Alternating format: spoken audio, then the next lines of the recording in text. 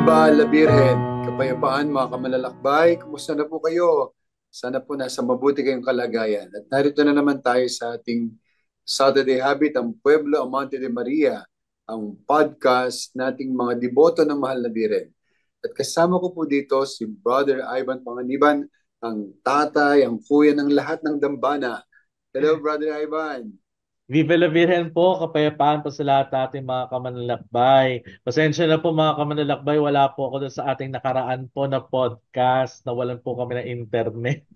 Pero ngayon po, awa ng Diyos po yung meron na, kaya po ako po yung natutuwa na muling makasama po ang ating mga kamanlalakbay sa special episode po natin ngayon ng ating pong podcast. Di ba na, Father? Yes, anong punta natin ngayong special episode?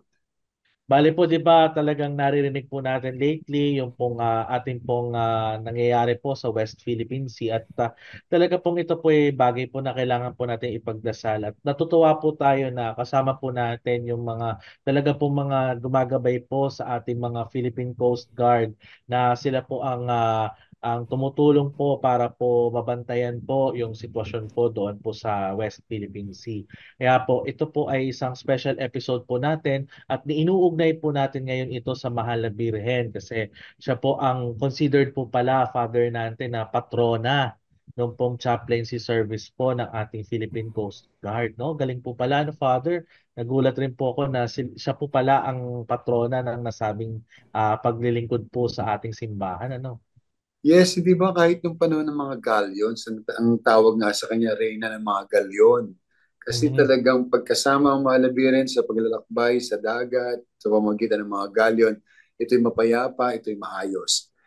Pakilala na natin ang ating mga guest, Brother Ivan. Unang-una po, ang ating guest ay he is a chief chaplain of the Philippine Coast Guard and a priest of the Military Ordinariate of, he is of the Philippines since 2007. He has previously served the Diocese of Borongan when he was ordained as priest. Mga kamanlalakbay, i-welcome po natin si Reverend Father Commander Louis A. Palines. Hello, Father Louis. Hello, Father Nante, Viva la Virgen po sa inyo lahat. Viva At la Virgen po. kay Brother Ivan, mga kamaglalakbay. So, Amen. kumusta po kayo?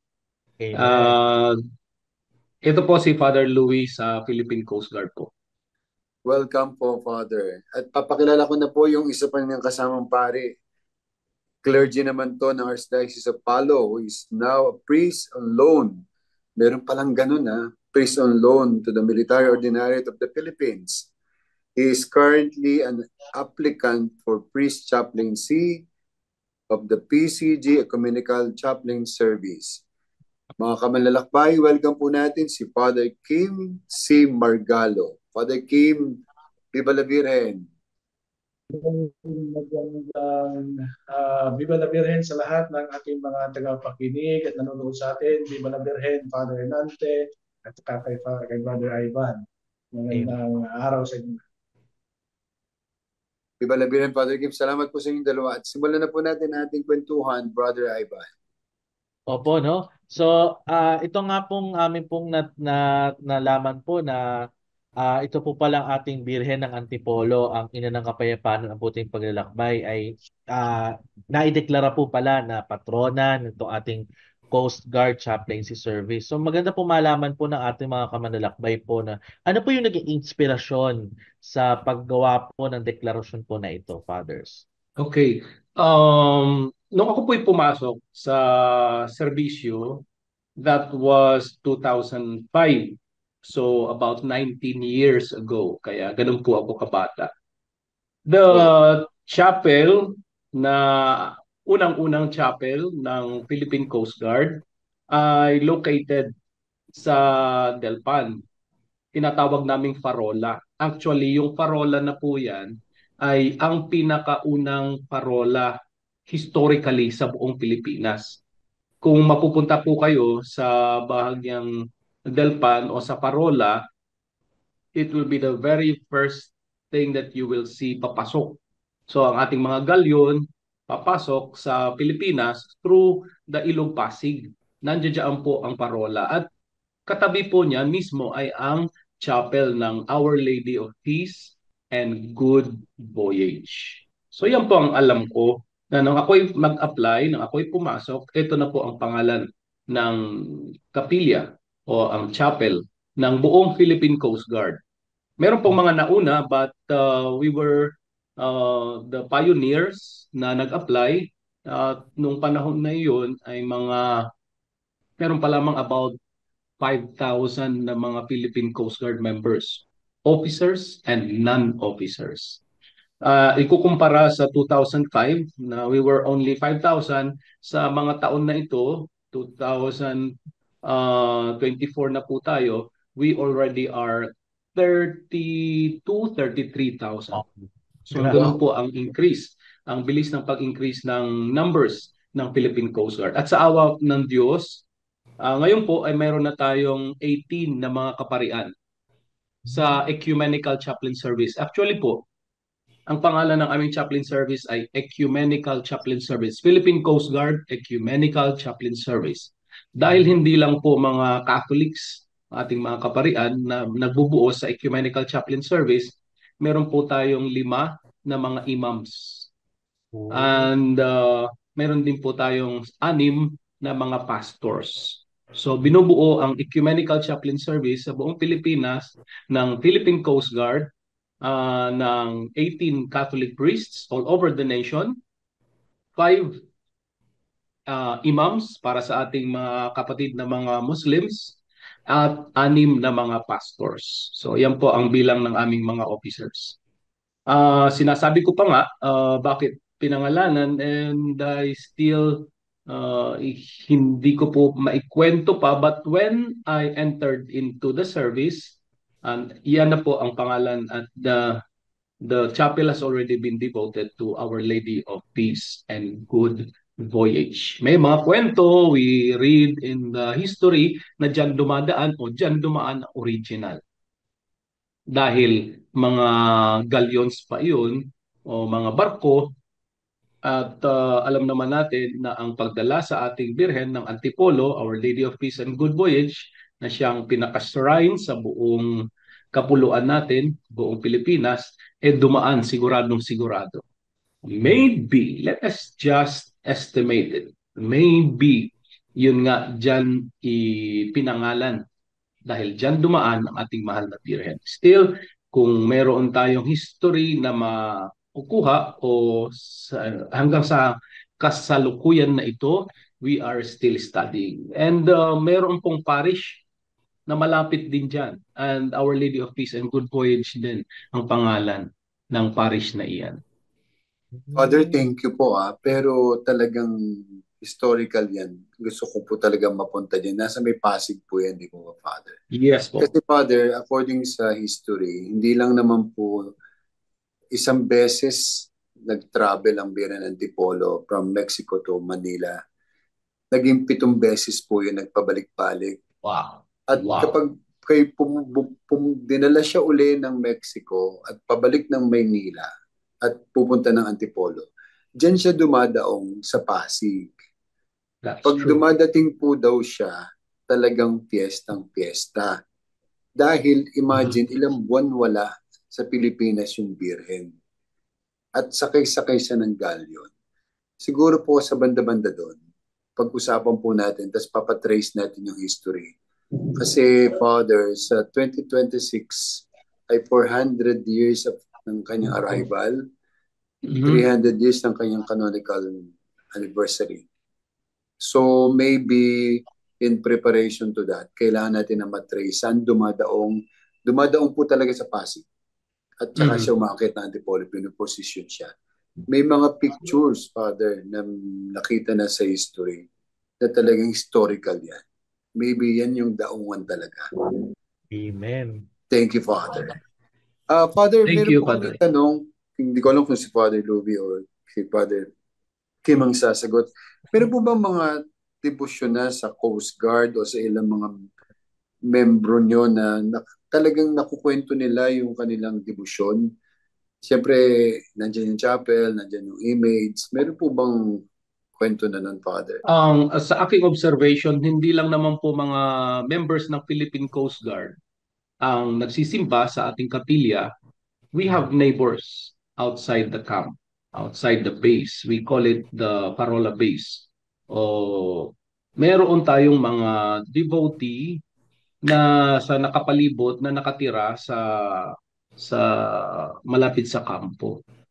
And we celebrate each year annually ang fiesta ng Our Lady of Peace and Good Voyage on the third Sunday of the month of May. Yan po ang plan. And of course, gumagawa kami ng paraan paano at we have novenas and we have procession as we normally and sa culturally ginagawa kung paano natin pinapiesta ang ibang mga saints natin at ibang devotions natin, yun din po ang aming ginagawa. At with that, giving bracelets, the rosary, and the history, and the prayer for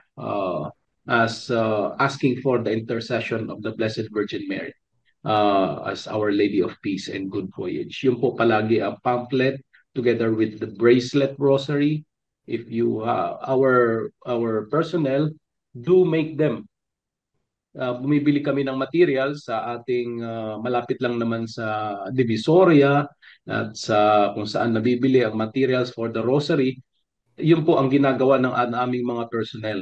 Dahil sa pagdating ng fiesta, we will be giving the rosary and the pamphlet, the prayer for Our Lady of Peace and Good Voyage, and the hoping, and of course, spreading the good news and the devotion, Our Lady of Peace and Good Voyage. At ang aming mga barko, pinupuntahan ng ating mga kaparian, pinupuntahan ng ating mga chaplains, and we say mass, and even in our invocations, in our programs, to be able to spread the devotion to the Blessed Virgin Mary.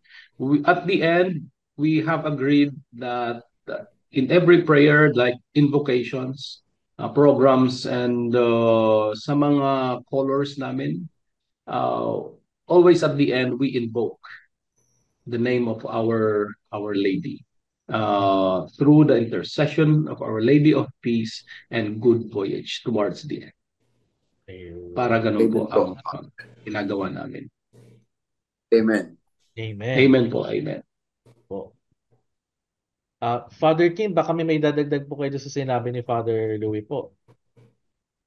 Dito din sa base chapel namin, we promote the devotion to the Blessed Mother sa pamamagitan ng pagdadasal ng rosary. Every evening yan. Pagdating ng 5:36, naka-on-air rosary kami dito. Not only our Coast Guardians dito, kasi pati yung mga nasa katabi namin mga officers. Sila din they are encouraged also to join us in the prayer of the rosary. Same also, as my observation din dito, during the day, especially pag weekdays, may pailan nila na pumapasok dito.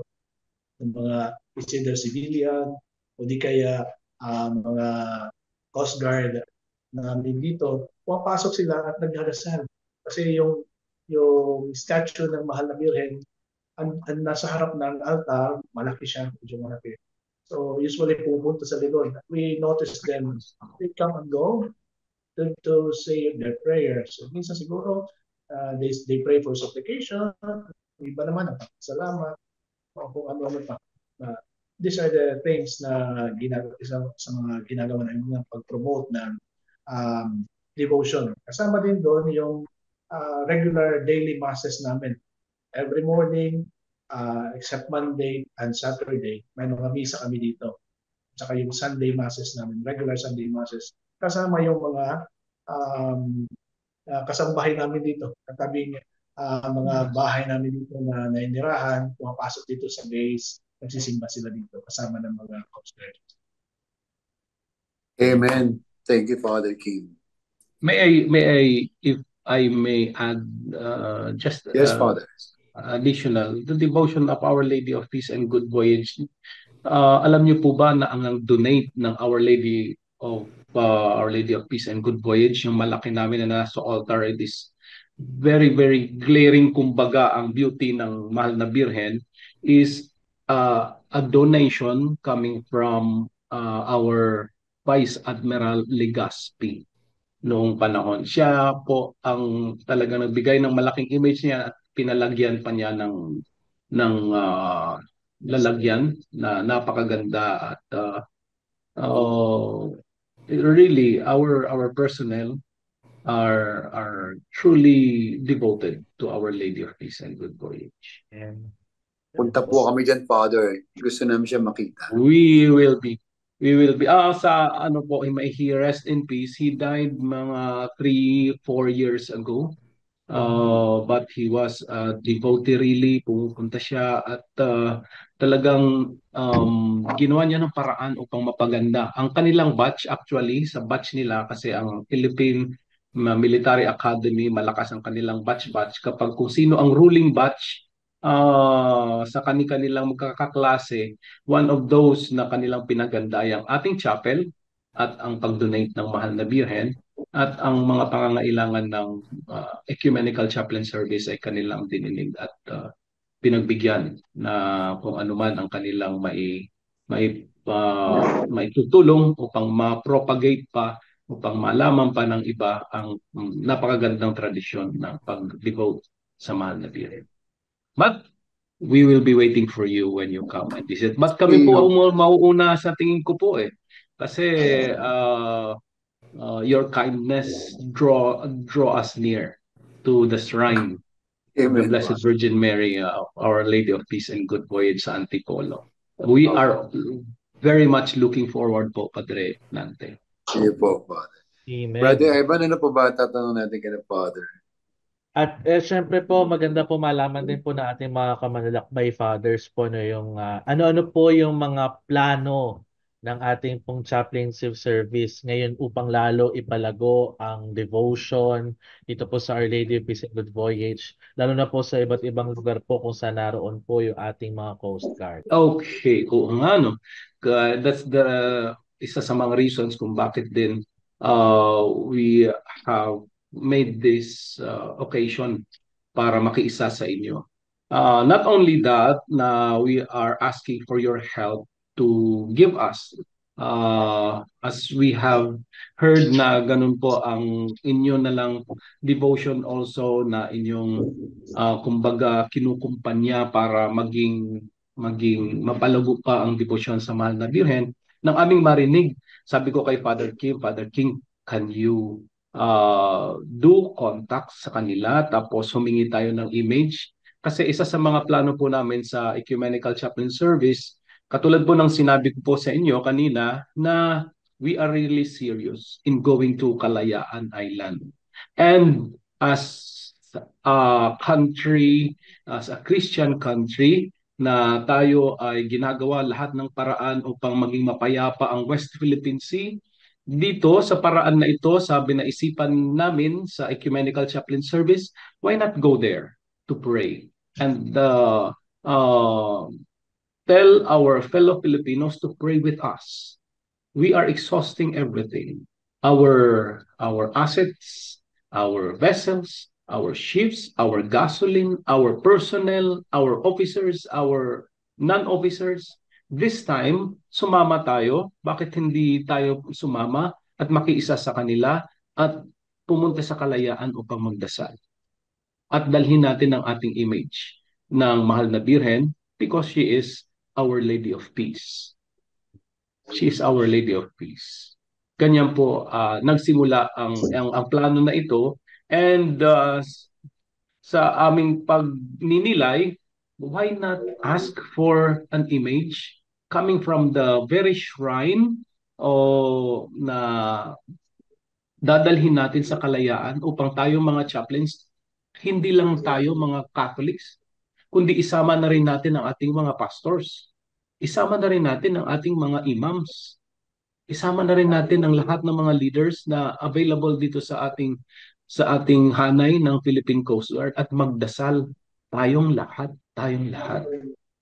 Dalhin natin ang image ng mahal na Birhen at mayroon pong ginagawang chapel doon, and we will be very happy that because this is historical na siya ang image ay iwan namin doon sa Kalayaan. At kung wala pa ginagawa pa lang ang chapel, na meron kaming station doon, meron kaming substation, Philippine Coast Guard substation. Iiwan muna natin sa kanilang pangangalaga, at kapag tapos na ang chapel, siya ay ilagay sa chapel na gagawin na iyan. How does that sound, fathers? Amen, fathers. Fathers, Yes, Father. yung Habang replica kinikwento ni Father, grabe, umano yung balahibo ko. yeah, sasama tayo dyan, Father.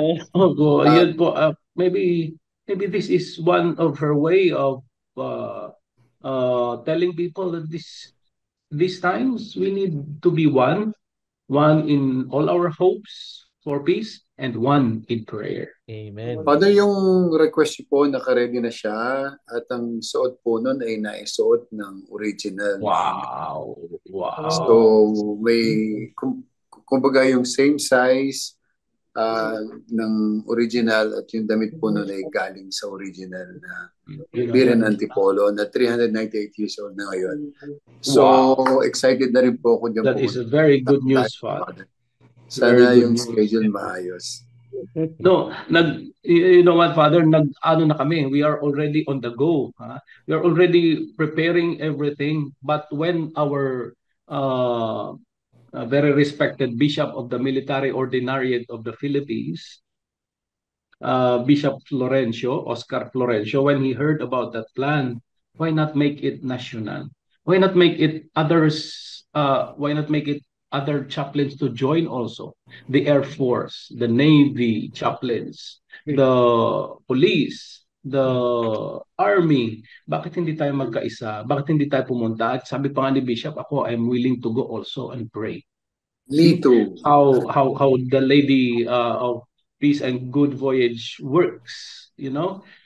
Sa munting pangarap lang ng Ecumenical Chaplain Service ng Philippine Coast Guard, nagiging national na ang kanyang nature. And I know when we talk about prayers, the Lord is working with us. How much more ang Our Lady of Peace and Good Voyage. Amen. Amen, Father. Amen. Viva la Virgen. Viva la Virgen. Viva la Virgen. Kapayapaan po sa inyo, mga kamanlalakbay. Nako, palagay ko marami sa inyong nakikinig ngayon ang kinikilabutan at nangingilid ang mga luha sa mga narinig po nating kwentuhan nila Father Nante, Father Louie, Father Kim, no, at ni Brother Ivan. Pero sa bahaging ito, no, ng ating podcast ay atin naman pong tatanungin sila Father, no, tungkol naman po sa kanilang personal na debosyon sa ating mahal na ina. So, Father Louie, Father Kim, pwede niyo po bang i-share sa ating mga kamanlalakbay yun pong sa inyo pong karanasan, no, bilang mga deboto ng mahal na Birhen, kung paano po ito yumabong, paano po nagsimula, no, at paano niyo po inaalagaan yung inyo pong pagdedebosyon sa ating mahal na ina. Rita, Viva la Virgen po. At para sa mga nakikinig po sa atin, ating mga kapwa malalakbay sa pananampalataya, magandang sa panahon po sa inyo lahat. Sa tanong po ay maybe I was influenced by unang-una sa mga nakikita ng isang bata sa kanyang lolo, sa kanyang lola, sa kanyang parents.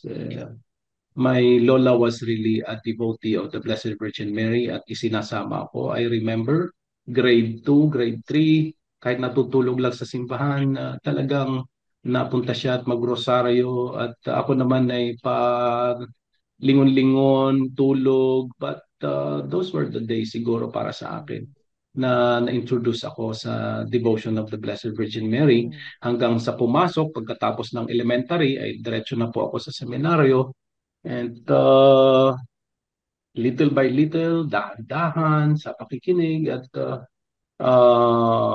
catechesis, doon po sa tingin ko, doon po nagsimula, at I am really very fortunate to be able to know the Blessed Virgin Mary. in her many ways of letting herself be known. And ang galing ng mahal na Birheng Maria, hindi naman siya yung you believe me, you come to me, uh, ano pa, you listen to me, but no. Ang sabi niya palagi, you listen to my son, di ba? I invite you to listen to him, to pray to him, not to me. I am only a handmaid of the Lord. Parang ganun.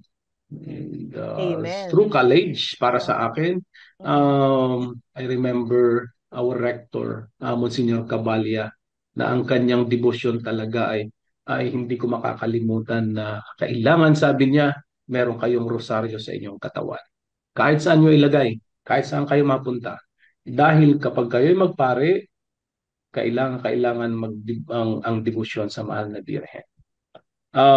He had that, kumbaga, kapag kayo magkasalubong sa pasilyo, sa classroom, sa kainan, kahit saang parte ng building sa loob ng seminaryo, kapag sinabi niyang draw, alam mo na yung gagawin. You have to show your rosary. You have to show saan mo nilagay ang iyong rosaryo. Kaya bago ka umalis sa iyong kwarto, bago ka umalis sa iyong dormitory, be sure you have your rosary beads. Dahil kapag nag-draw siya, halimbawa kukuha siya ng kanyang rosaryo sa kanyang bulsa at ipapakita sa iyo. Dapat ikaw din ay mayroong rosaryo sa iyong katawan. At hindi lang sa seminaryo, of course, nakasanayan na. Pag lumabas ka ng seminaryo, you always have that. I have that in my hand now. Mhm. I have that in my hand. So may bracelet, rosary din po Yan, kayo, yun po ang Father. aking. Opo. Dahil nandiyan na po siya palagi. Opo. Every day of my life. Amen. Opo. Amen po. Opo. How about you, Father Kim? Kasi si Father Louie po, no, from childhood, inspired by the lola, no, yung modeling talaga ng ating mga lolo't lola at mga nanay at tatay ay very important, no? How about you po, Father Kim? Sa akin naman po, same story din kay Father Louie. Nung bata pa ako sa family namin, I have two madre na lola. Dalawang madre na lola. Bata pa din ako, dinadala ko sa simbahan palagi pag nagbabakasyon. Ay yung palagi sinasabi lang is, sumama ka, after ng pagsimba, may chocolate ka. Yun lang yung pang-ano niya. Kaya sumasama ako palagi, nagsisimba kasi may chocolate. Then, sa family namin, hindi ko makalimutan na encounter with the Blessed Mother, no? Personal encounter with the Blessed Mother is nung I think I was already elementary, high school. Kasi sa bahay namin, yung tatay ko, yung madasalin talaga ng rosary. Nag-rosary sila kasi yung family nila, although yung father ko is a policeman, yung tatay niya is a military man, pero nag-rosary sila sa family nila. Nung mag-asawa sila, kwento to ng nanay ko sa akin. Sabi niya, at hindi ko makalimutan to kasi I was wondering bakit every night nagdadasal kami. Minsan natutulog kami, bago matulog magdasal. Tapos, meron kami nung parang guide na pasa-pasa kung sino mag-lead. Nung kinikwento na mga high school na kami, sabi ng nanay ko, alam nyo, dahil sa rosary niyan, umiiyak ako. Sabi ng nanay ko, sabi ko, bakit ka naman umiiyak? Sabi niya, kasi nung mag-asawa kami ng tatay mo, sabi niya, bago matulog, mag-rosary tayo. Hindi niya alam mag-rosary, yung nanay namin. Yung nanay ko, hindi niya alam mag-rosary kahit yung mga mystery tsaka yung Kilmeri kasi hindi naman sila para dasal palagi. Although, Catholic sila. So, yung ginawa niya, sinabihan siya ng tatay namin na you have to learn to pray the rosary dahil ikaw ang magtuturo sa mga anak mo. Yung ginagawa daw niya, pag nag-o-office siya, minsan sa drawer niya, kailangan kunin niya yung guide at saka i-memorize niya yung mga prayer kasi mamayang gabi, magdadasal sila bago matulog. And yun na yung routine namin hanggang sa nag-high school ako. I studied in St. Mary's Academy, which is a Marian school. Hanggang sa pumasok ako ng seminary, ganoon din yung experience ko. Sa seminary, mas napalalim palalo yung pagmamahal at devotion sa mahal na Birhen. Especially yung times na Hindi naman kami ganoon kayaman, pero Mhm. may panahon na medyo nahirapan sa seminary kasi minsan sa seminary may contribution na ganito, may mga malaking contribution, minsan walang pera. Pupunta kami doon sa sa chapel namin, doon sa Sacred Heart Seminary sa Palo. May malaki kaming image ng Mama Mary. Pag wala kami makontribute, minsan doon kami nagdadasal. No? Mhm. Para kami mga anawin, the poor children of God na nagdadasal sa kay Mama Mary, sana magpadala yung parents namin ng ganito. That's how we develop my love and devotion to the Blessed Mother hanggang sa nagpari ako. No? And eventually, hanggang sa ngayon, no? I have been a priest for 14 years already, 15 years na. Hanggang ngayon, I still have my rosary. Yun nga, sabi ni Father Louis, as a seminary, we are taught that the Blessed Mother is our mother. Especially pag magpare na kami, wala kami ibang Mhm. nanay na kailangan namin Mhm. lapitan. No? Yung palagi bumabalik sa isip ko yung experience ni Saint John Paul II. Mhm.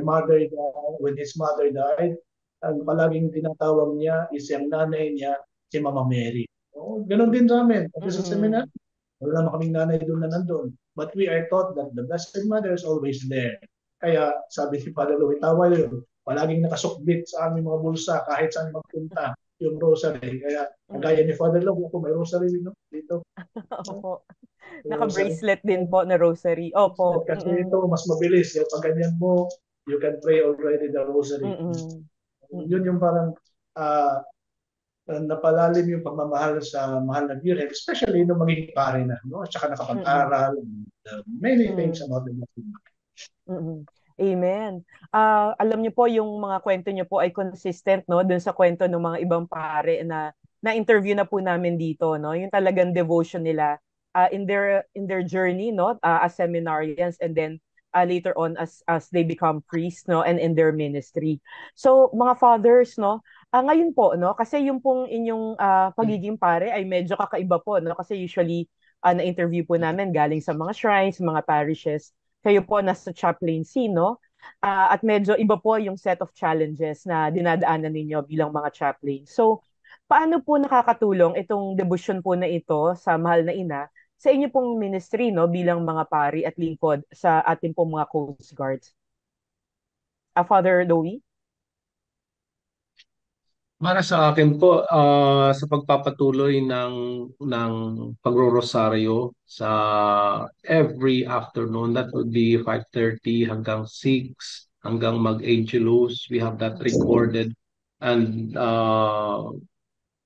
malaking trompa sa buong kampo. And to let everybody know that this time is devoted for the Blessed Virgin Mary and for the prayers of the Holy Rosary. Yan Mm-mm. po ang isa sa mga paraan namin upang Mm-mm. mapaalam at mag-draw ng mga kasamahan namin sa Philippine Coast Guard at maalala ang mahal na Virgen Maria. At Mm-mm. we are very, very happy every time na merong mga mission sa aming mga kasamahan sa Philippine Coast Guard at tinatawagan kami na pumunta at mag-pray with them before they go. For example, sa ating mga barko, sa ating mga personnel na papalaot at sila na ang nakatoka, pumunta doon sa kalayaan. And always we are very happy to be with them before they leave and say some prayers and bless them and Mm-mm.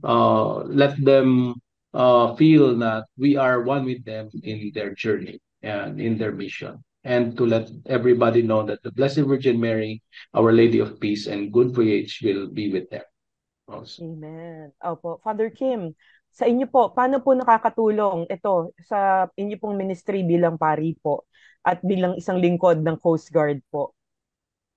Okay. In my case, no, especially ngayon, I'm applying to be a chaplain, priest chaplain for Mm-mm. the Philippine Coast Guard. No? Minsan, marami nagtatanong sa akin, ba't lilipat ka pa doon? Okay na yung buhay mo dito sa ba't kailangan mo apply doon? No? Isa na lang palagi yung sagot ko. Doon ako dinadala ng pagmamahal ko sa Diyos. And I think I can serve more through the Philippine Coast Guard. No? Kasi Mhm. yung palagi nasa isip ko, pagiging pare, at saka pagiging uniform personnel, hindi yun palagi mayroon. Paminsan-minsan lang, no? In the ministry, in the priesthood, maraming pare, pero not all priests can become a chaplain. At yung trabaho ng chaplain, although in principle parang sa parish din, you have your parishioners. But dito sa amin, sa chaplain service, it's different because you are doing your ministry and serving your country at the same time. And leading those who are leading the country. Isipin mo, minsan, iniisip ko, magiging officer ako, tapos yung mga kasalamuha ko, itong mga tao ito na they can make decisions and they will make decisions that will impact ang lahat, no? Impact the world. And imagine, yun yung power na mayroon yung isang chaplain. Kaya nga, nung iniisip ko at nagninilay ako na mag-apply ba ako, tutuloy ba ako, I was constantly praying the rosary. No? I have my personal reasons, and even yung last minute na magde-decide na ako na tutuloy ba ako, hindi. Kasi the last time na naghingi ako ng permit sa amin, sa diocese, kasi hindi naman pwedeng mabilisan lang na naisip mo, apply ka doon. Because in our case, for me example, I have to seek permission from my bishop, and my bishop should give me the permission to work in the military ordinary aid. And from the military ordinary aid, yung bishop naman doon, siya naman ang magbibigay kung saan ako i-assign niya na agency, no? sa unit ng service na doon ako magse-serve. No? Obviously, sa buhay ko, isa lang yung palaging pinapasok ko sa isip ko. Kagaya nung when I was ordained as a deacon, yung tatlo lang kaming inordain na deacon. That was December 9, the day after the Immaculate Conception solemnity. Yung ordination namin, yung aming motto is, let it be done to me according to your word. Kasi para sa akin, yung pag-serve, kagaya ng sa Philippine Coast Guard, yung motto namin is to save life. Saving life is actually serving the people, and serving the people obviously needs to be humble and obedient, and there is fidelity, and sometimes great sacrifice on our part. Kasi mahirap din. Pero yung bang mahirap pero fulfilling. Mahirap pero fulfilling. Amen po, no? Lalo na po ngayon, no, na meron tayong crisis, no, sa West Philippine Sea, no? Grabe po siguro yung kailangan na spiritual support ng ating mga Coast Guard coming from the chaplaincy service, no? So, Father Louis, Father Kim, meron po ba kayong mga parang memorable or significant na mga experiences po bilang mga chaplains po na naramdaman niyo po talaga yung pagdamay po ng ating mahal na ina na pwede po ninyong ma-share po para po lalong ma-inspire yung ating mga kamanlalakbay? Ang debosyon ng sa mahal na Birhen ay makikita naman sa ating mga personnel. I will be speaking about sa ating mga personnel sa Philippine Coast Guard. They really make it a point na dumaan sa kapilya, sa ating chapel, magsimba, magdasal, at tumatawag, nagme-message sa akin, nagme-message sa mga kaparian natin, Father, please pray for us. We are about to go on mission. And yan lang ay isa ng malaking, kumbaga, konsuelo para sa akin personally na humihingi sila ng prayer. And always, prayers are assured to them. And I always tell them that the Blessed Virgin Mary, our patrona, our mahal na Birhen, Our Lady of Peace and Good Voyage, will be with you. She will be voyaging with you. Continue to pray. Okay. Hindi naman porket na training, hindi naman porket malalakas ang katawan, hindi naman porket wala na silang takot, wala na silang pangamba, wala na silang, kumbaga, na pag-aalinlangan. But through prayers and encouragements, and together with the brotherhood na itong pagsisilbi ay itong gawain natin. Dito tayo mas kinakailangan ng ating kapwa Pilipino. Of course, all those are coupled with our prayers and our devotion and asking for the intercession of Our Lady of Peace and Good Voyage. Amen. I'm sure po yung mga kamanlalakbay natin ngayon ay dadagdag po sa bilang ng mga nagdadasal po, no, para sa ating mga Yes, of course. That's Coast what we are Guard po. asking. Opo. That's what we are asking for para sa ating mga kamaglalakbay, para sa ating mga kapwa Filipinos. Isang malaking bagay po ang inyong pakikiisa sa amin, sa ating mga personnel, sa ating mga officers, kapag nalalaman nila na hindi sila nag-iisa. Kapag nalalaman nila na mayroong nagdadasal din kasama nila. Amen. Opo, opo. Father Kim, kayo po, meron po kayong significant experience na pwede po nating i-share or appeal po sa ating mga kamanlalakbay, lalo na po ngayon na maraming challenges ang ating Coast Guard? Ako naman, very personal yung experience ko kay Mama Mary, especially when I decided to apply for the Philippine Coast Guard. Ito, I don't know if it's coincidence, pero I believe it's not. No, it's God's grace and will. Bakit? Nung mag-decide ako, when I was about to decide, it was May last year. Last year it was May. I came to realize parang kailangan ko na mag-decide. Ano ba talaga? Mag-apply ako, dito ako sa diocese magtatrabaho. Yung ginawa ko, kasi May maraming mga piyesta sa amin. And that day, I went to a parish, not my fiesta. Not thinking kung sino yung fiesta, hindi. Kasi gusto, punta ko doon kasi may mga pari doon, magkikwentuhan ako, mag-celebrate ako sa misa, ganyan na. Nung pagpunta ko doon, pag-park ko ng sasakyan ko sa may gate sa may bandang gate ng simbahan, may malaking tarpaulin. Yung tarpaulin doon is yung mukha ni Bishop Oscar. Tapos yung katabi doon, mukha ni Bishop John Doe. Tapos, katabi ng picture nila, yung picture ng patrona. Alam mo kung sino yung patrona? The Our Lady of Peace and Good Voyage. Wow. Nung misa doon, attend lang ako doon. Nandun ako doon, sabi, after the bus, sabi ni Bishop, nakapag-decide ka na? Sabi ko, oo nga pala. Tinatanong ko ni Bishop, nakapag-decide ka na ba? Apply ka ba o hindi? So, yung pumasok sa isip ko, sabi ko, pupunta ko ng Maynila. Pupuntahan ko si Bishop Oscar. So, nagpunta ko kay Bishop Oscar and lo and behold, yung pumunta ko doon, wala akong kaalam-alam kung ano yung mangyayari doon. Ang alam ko lang, nandito yung relic ni Saint Therese that time, last year, relic ni Saint Therese of the Child Jesus. Nung dumating ko sa shrine, sa Saint Therese Shrine, may kakilala ako, kaibigan ko na na-meet ko during Yolanda time. Yolanda time sa amin sa Palo. Kasi may nagpunta doon na from Antipolo, Rizal. At nung malaman niya na nandyan ako, nandito ako sa Manila, sabi niya, Father, wala ka bang gagawin? Sama ka sa amin. Magpipilgrimage tayo. Ako naman, wala lang. No?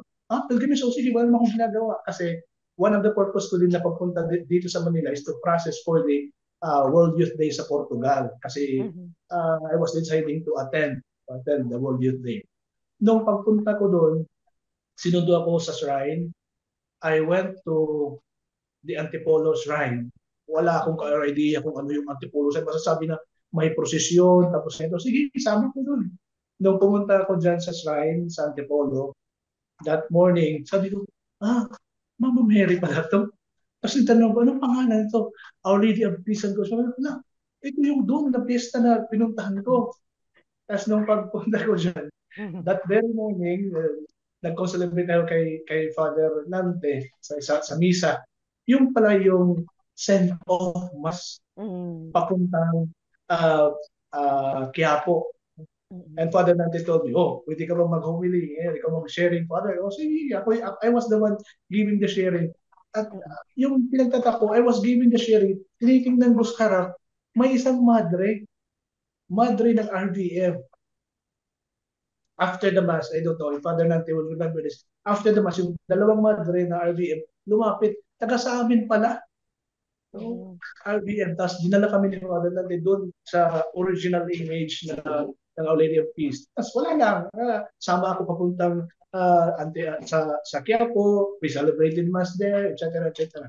Doon, I was contemplating yung nangyari. So, next time na naman, paalis na ako, sasama na ako sa World Youth Day. Bago kami umalis, we celebrated a Mass. Kumakati naman sa Don Bosco kasi I was part of the group ng Don Bosco. Nung misa doon, pagtingin ko, yung Mama Mary doon, Mary Health of Christians. Tapos nung mapunta ko ng World Youth Day, lahat ng pinuntahan namin, Lourdes, sa Lourdes, sa Fatima, marami pa yung ano ba ito? Lahat na lang para Mama Mary. Sige Mama Mary, basta kung ano yung gusto mo, yun yung susundin ko. Nung time na pabalik na ako dito, tapos nag-decide na ako na mag-apply ng Philippine Coast Guard. Pumunta ako ng Maynila, bumalik ako kay Bishop Oscar, tapos tinawagan ko si Father Louie. Sabi ni Father Louie, okay, sige, ipapasundo kita dyan, may sasakyan ganito. Pagpunta ko sa chapel, pagdating ko sa headquarters, pagpunta ko sa chapel, nagulat ako, tumayo yung balahibo, and nandun is ang malaking Our Lady of Peace and Good Voyage. Good voyage. Opo.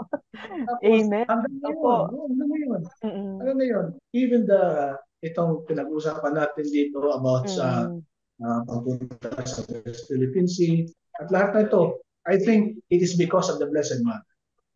At siguro siya yung nagdadala sa atin na lahat ng mga pangyayari sa buhay natin, no? Tayo'y ginagabayan niya. Kaya personally ako naman, sa sarili ko, when I think about the Blessed Mother, when I have my devotion, my rosaries, yung palagi pumapasok sa isip ko is yung fiat, F-I-A-T. No? Yung fiat. Hindi yung fiat na let it be done to me according to your word. Sa akin, in my part as a priest, I have been a priest for so long a time. Naging youth director ako ng 6 years, tsaka naging in charge ng mga parishes. Maraming pinagdaanan sa mga parokya at sa mga tao. Yung fiat ko is F-I-A-T. Failure is an avenue to trust.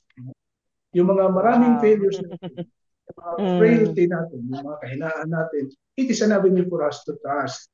Like the Blessed Mother. Sa Mama Mary, ganun din nangyayari sa kanya.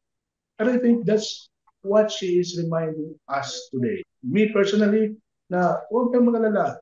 Pag may ganyan, pinagdaanan ko na yan. Just look at my son. Sabi pa nga ni Father Lowe, hindi naman si Mama Mary, si Jesus naman. Kasi si Jesus naman talaga yung tumutulong sa atin. Si Mama Mary lang ang nagmumulong sa atin. So, personally, yun yung personal experience ko doon. Amen, no? Ang ganda kasi parang hindi nyo na kailangan talagang intayin yung sagot kasi all the signs are in place. Pinaramdam po kung ano po talaga dapat yung magiging choice po ninyo, no? You were really guided. So, thank you very, very much po, Father Louie and Father Kim, for this beautiful sharing. And I am sure po, no, that our Kamanlalakbay are one with you in praying, no, for the Coast Guard and for you also, no, as the chaplains of the Philippine Coast Guard. Viva la Virgen, Father Louie and Father Kim. Salamat, Miss Rita. Salamat, Father Louie. Salamat, Father Kim. Ang ganda-ganda naman ng kanilang mga personal sharing. Ang ganda ng kanilang kwentuhan. Grabe. Grabe, no? Lalo na po, nandun talaga, ramdam mo talaga yung paggabay ng mahal na ina, ano? Grabe. Amen. Brother Ivan, ano challenge natin para sa podcast na ito? Siyempre po, mga kamanlalakbay, alam naman po natin na talagang kailangan po natin ipagdasal yung lahat po ng tumutulong para masigura po ang security at sa safety po doon po sa West Philippine Sea. Ano?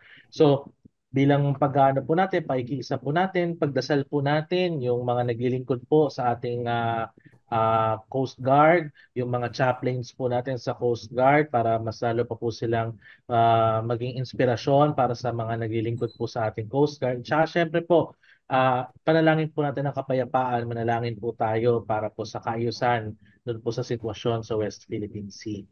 Mahalaga po yon mga kamanlalakbay. Alam po natin na it's a crucial matter para po, hindi lang po sa ating bansa, kundi pati po sa ating bilang mga nananampalataya sa Diyos sa simbahan. So, Father natin, ano po ba nangyayari kapag di ginagawa itong ating challenge? Pumapangit. Kayo din, baka kayo pumangit. Salamat, Brother Ivan, sa challenge natin para sa podcast na ito. At nais kong magpasalamat sa lahat ng ating mga viewers na patuloy na nanonood at nagsishare syempre ng ating podcast. Kailangan natin ng katulad nila na mag-share nito para mapalaganap pa yung ating debosyon sa mga labirin. At talagang nakakakilabot itong kwentuhan na ito, Brother Ivan, Father Louie, Father Kim, sapagkat parang bumabalik tayo sa panahon ng mga Kastila, sa panahon na kung saan ang bira ng Antipolo ay hindi lang talaga para sa Antipolo. Ito'y para sa buong bansa at ito'y talagang gabay ng mga Governor General, ng mga arsobispo, ng mga naglalakbay sa dagat at sa kung saan pa mang sasakyan na kailangan ng patnubay. At alam natin, tayo laging sinasamahan ng mga labirin ng Antipolo. At mga kamalalakbay, tandaan po natin, yung kapayapaang binibigay ng mga labirin ay yun ang gagaling sa ating Panginoong Hesus. Ang prinsipe ng kapayapaan, ang Diyos na laging nagmamahal sa atin. Kaya halina, samahan natin ating mga kapatid na Coast Guard, samahan natin ang lahat ng ating mga manggagawa at lingkod ng ating pamahalaan para maging mapayapa, maayos ang lahat ng ating ang buong bansa, ang Pilipinas. Viva la Virgen. Viva la Virgen. Hingan po natin si Father Louie ng konting magsing panalangin at pagbabasbas para sa ating lahat ng mga viewers at kamanlalakbay. Okay po. Viva la Virgen po. Let us start with our short prayer. Sa ngalan ng Ama, Anak at ng Espiritu Santo. Amen. Amen. Mahal na Panginoon, maraming salamat po sa panahon na ito na iyo kaming tinipon kahit sa kasalukuyan ng mga araw, mga panahon na ito. Kailangan namin ang iyong tulong, ang iyong presensya, ang iyong guidance, ang iyong proteksyon sa pamamaraan ng aming diskusyon ngayon sa ere. Tinatawagan din po namin ang aming mahal na Birhen Maria sa kanyang intercession, sa kanyang nasa likod na presensya na very humble, very forgiving, and very dear sa lahat ng mga Filipinos na aming hinihiling na kami patuloy niyang ipanalangin sa iyo, patuloy din niyang gabayan, patuloy niyang akayin patungo sa iyo. Ito ay aming pagsamba ay pinapaakyat namin sa ngalan ni Jesus na iyong anak. Amen. Sumainyo ang Panginoon At sumainyo rin. pagpalain po kayo ng makapangyarihang Diyos sa ngalan ng Ama, ng Anak, at ng Espiritu Santo. Amen. Amen. Viva la Virgen! Viva la Virgen! Maraming salamat po, Father Louie, Maraming Father salamat Kim. po, Thank you. mga kamanlalakbay. Maraming salamat po sa inyo.